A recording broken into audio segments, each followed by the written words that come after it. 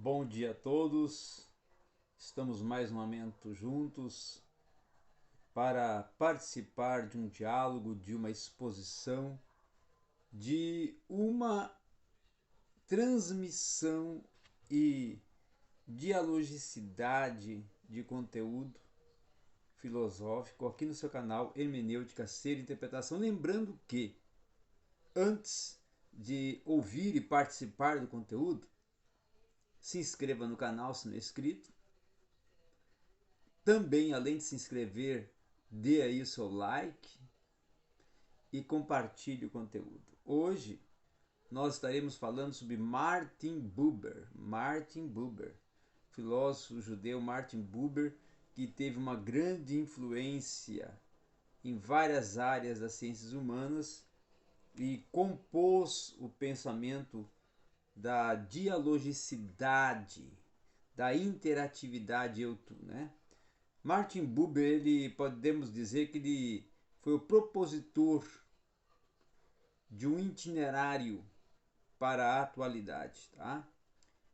É, Percorrendo os caminhos que foram trilhados por Martin Buber até a sua consolidação filosófica, né? Nós iremos ver que o seu modo de pensar ele está diretamente associado às questões que são vivenciadas por ele desde a sua mais tenra infância. Esse desenvolvimento de um senso crítico para as questões humanas, tá?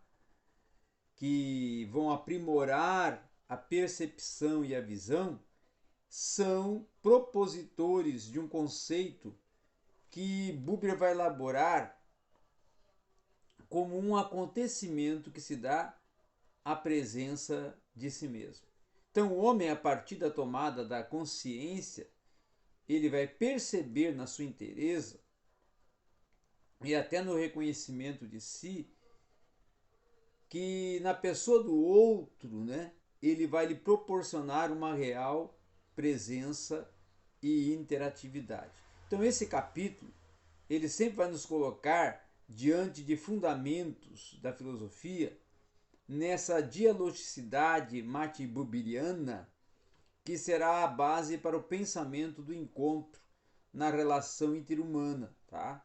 Então este que pode ser até conduzido pela força do discurso, da dialética, do diálogo, ou até pela oratória, essa presença autêntica, né, do orador, que muitas vezes, haja visto, os homens serão constituídos de um discurso e de uma mudez humana que vai, por trás desse discurso, propor uma sussurração em direção, ou seja, uma apresentação direta de uma forma que vai tomar uma inteireza, tá?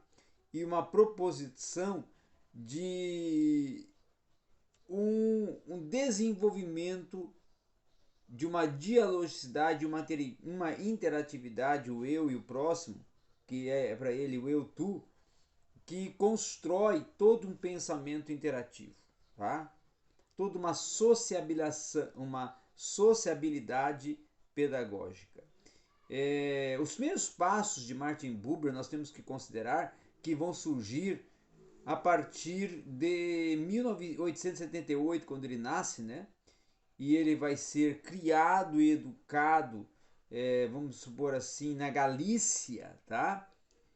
E automaticamente ele vem de uma família judaica ortodoxa, tá? Com valores iluministas da Halakha, né?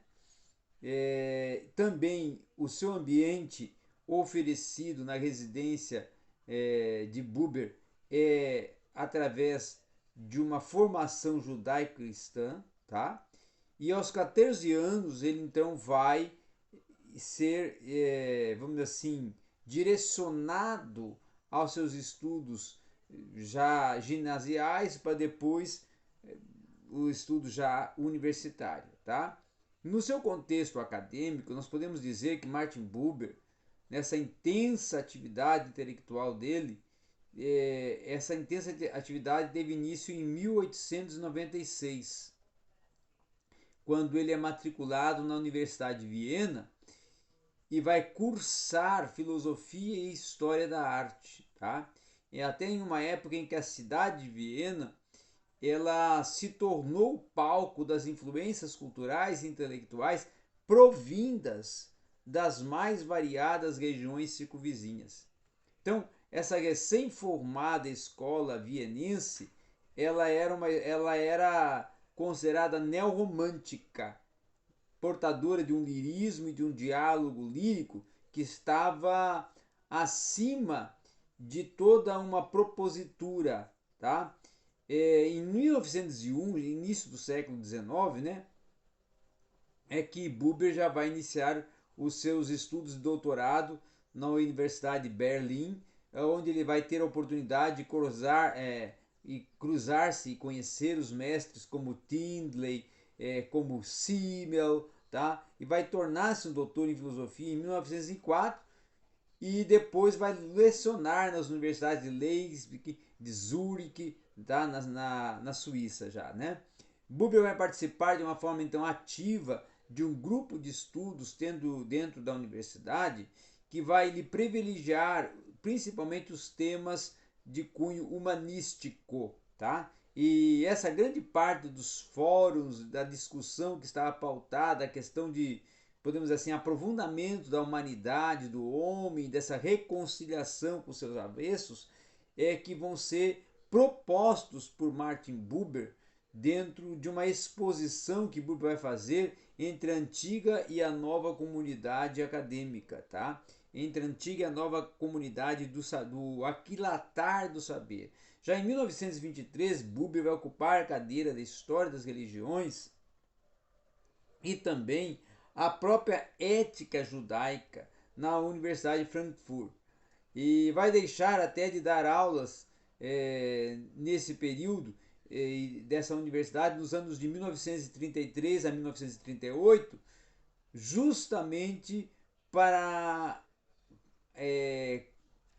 vamos assim, iniciar, né, o transcorrer de um convite que foi lhe feito para lecionar sociologia na Universidade Hebraica de Jerusalém, quando ele já estava com seus 60 anos de idade. Então, Buber vai aprofundar uma forma demasiada de seus conhecimentos em áreas diversas, como filosofia, sociologia, política, psicologia e também nos estudos bíblicos judaicos, tá? Automaticamente, o judaísmo também e até o próprio Hasitismo vai fazer parte desse contexto de pesquisa e aprofundamento acadêmico de Martin Buber. As influências de Martin Buber vão ser propostas através de um desdobramento das obras de Martin Buber que vai estar intimamente ligada à sua forma de olhar a realidade. Então essa relação que ele vai fazer em seu pensamento entre a filosofia e a religião e os itens em que ele vai abordar a seguir vão o tornar um pensador que vai sobressair diante de atributos como filósofo e teólogo, que vai se desprender da pura e simples teoria para aprofundar-se num território ígneo, tá? Da praxis. Ou seja, Martin Buber vai inaugurar uma teoria que necessariamente vai passar pela essa experiência existencial e vai ter um fundamento, tá? No seu fim último, que vai ser o ser humano. Então, essa filosofia não vai ser reduzida a um simples empirismo como uma forma de dar a concretude à sua teoria, mas ela vai ser portadora e vai prover um ganho de força vital, aonde uma reflexão, uma finalidade e uma ação concreta no mundo, de modo até a transformar a força das relações interhumanas.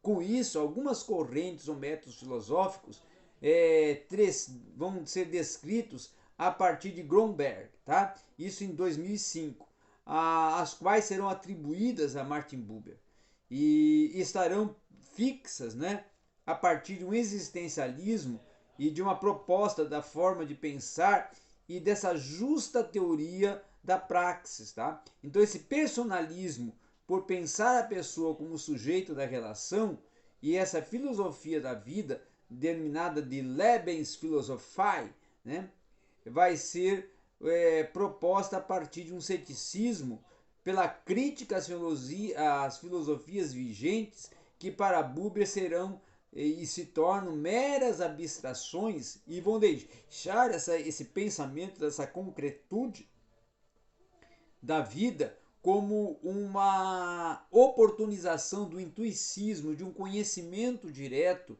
por meio do pensamento imediato, que vai ocorrer na relação entre o homem e o ente, tá? E vai aparecer justamente naquilo que Buber vai chamar de evento de relação dialógica. Então, com essas inspirações de cunho filosóficos, a filosofia vai ser portadora de uma concepção e de uma realidade, um desenvolvimento do pensamento buberiano que vai propor uma formação filosófica e uma predisposição para a praxis do humano, que vai lhe dar justamente a possibilidade de um contato com os grandes pensadores que vão motivar a sua forma privilegiada e o desenvolvimento do conteúdo de suas pesquisas. Tá? Dentre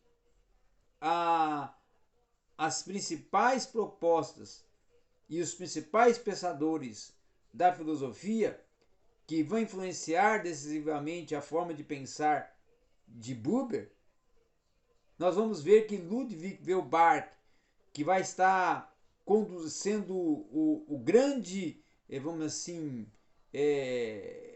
colaborador de um processo de desenvolvimento na filosofia do diálogo, o próprio Feuerbach vai escrever na sua obra Princípios na Filosofia do Futuro, que ele vai escrever justamente o que defende o Martin Buber quanto à relação do eu-tu.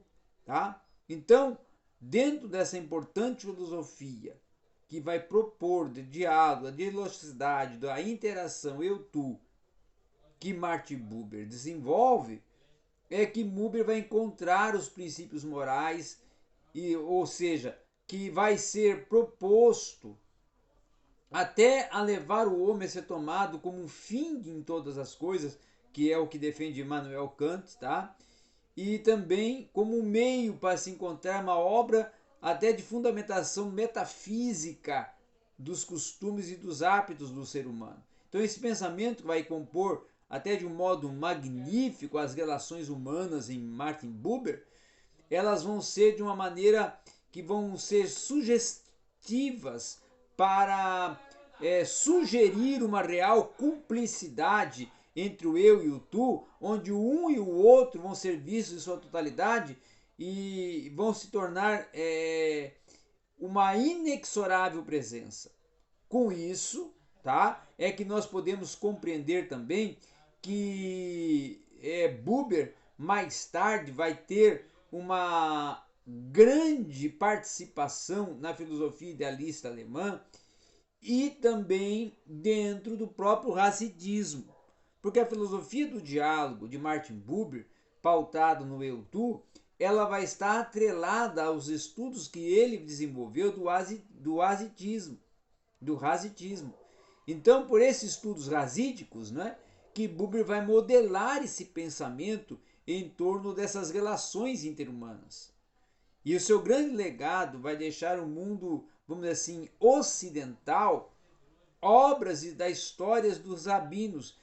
Por exemplo, as histórias do Rabi em Buber vai ser uma obra que vai narrar não só as histórias extraídas dos Gazintins, mas também vai trazer ali relatos dos conhecidos contextos e conteúdos judaicos denominados de Tzadikim, que muito próximo até do cristianismo e dos relatos dos apóstolos. Então os Azitins e os Tzadikins vão guardar e transmitir orientações de liderança e de comportamento humano, tá? De ética, de moral, né? Então essas histórias elas vão estar relacionadas e unidas dentro da proposta Martin Buberiana dentro de histórias de rabinato, onde Martin Buber vai desenvolver um caráter, até que devemos dizer assim, hermenêutico, que vai transformar essas histórias segundo a sua própria apreensão de mundo, tá? Então, mesmo até que pudesse vir a destoar tais relatos conforme as suas tendências consideradas místicas ou até para a exaltação da sua própria filosofia do diálogo, e ao contrário até de histórias que são escritas por Martin Buber, esse movimento de interatividade vai se tornar um movimento ético também e sociológico. Com isso, Van Zamp vai dizer o seguinte, que Buber vai emprestar contornos elegantes às narrativas do Hasitismo na produção das suas obras históricas do rabinato, tá? E sem até interferir, inclusive, no conteúdo que foi proposto pelo Hasidin e sem desfragmentar a extensão e a proposta do conteúdo. Então, o Hasidismo vai surgir na Polônia no século considerado XVIII, né? Uma oportunidade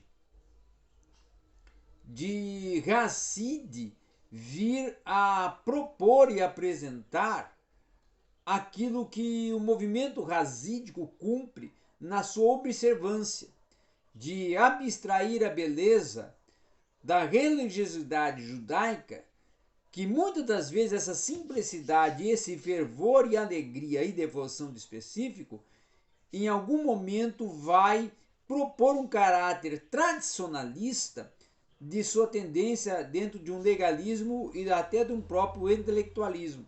Então o Hasitismo ele vai ser uma integração da ética e da religião, tá? Em que Buber vai, com essa integração ética e religião composta dentro do Hasitismo, desenvolver todo um contexto de uma sociabilização ética e moral a partir de um diálogo que tem o ser com o outro ser dentro da sua obra, o Eu-Tu.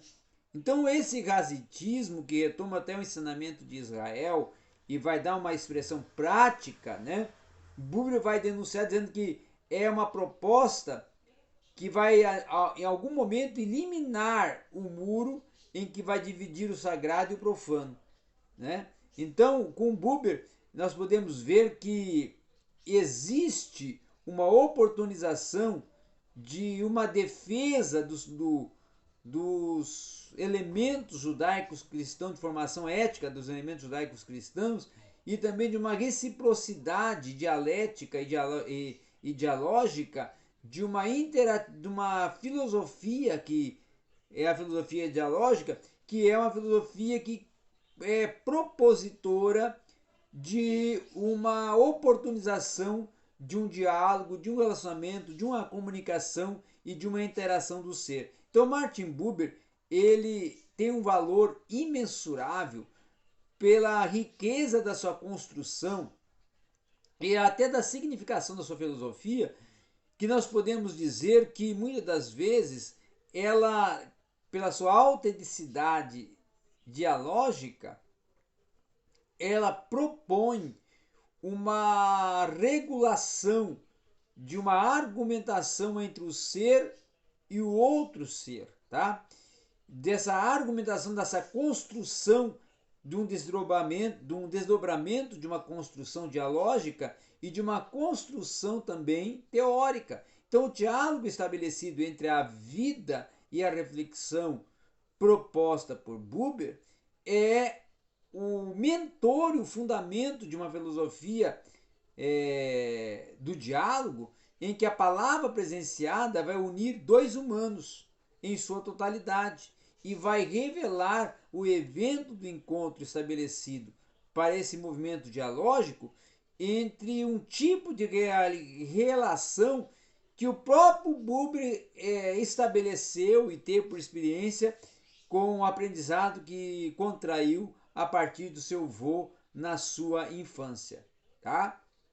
Podemos também considerar que o diálogo proposto dessa filosofia dialógica pelas vias do logos e da praxis, essa palavra logos, ela traz uma capacidade que o homem tem de falar.